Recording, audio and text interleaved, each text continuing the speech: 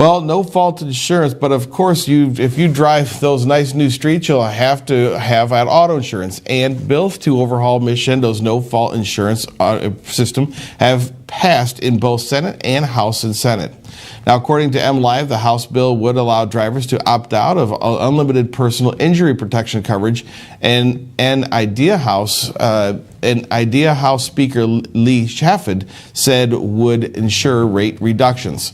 Now, the Senate bill would go a couple steps further, allowing drivers with eligible health insurance plans to opt out of personal injury protection and begin disclosure of Michigan Catastrophic Claims Association, a nonprofit agency created by the state legislature in 1978 to pay out money for personal injury protection claims larger than a set amount.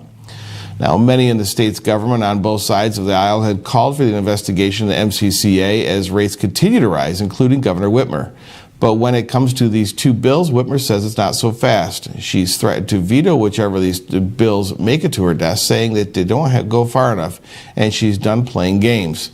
Now she's calling for stronger guarantees for consumer protections and financial relief. Whitmer cited the last gas tax, saying Michiganders would be furious if legislation were passed and the problem wasn't solved.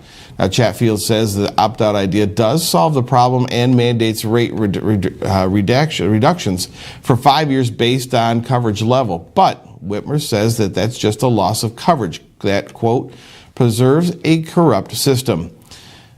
The governor wants insurance companies to stop setting rates on the basis of non-driving factors such as address and gender. The House bill includes language that would stop the practice, but the Senate bill does not.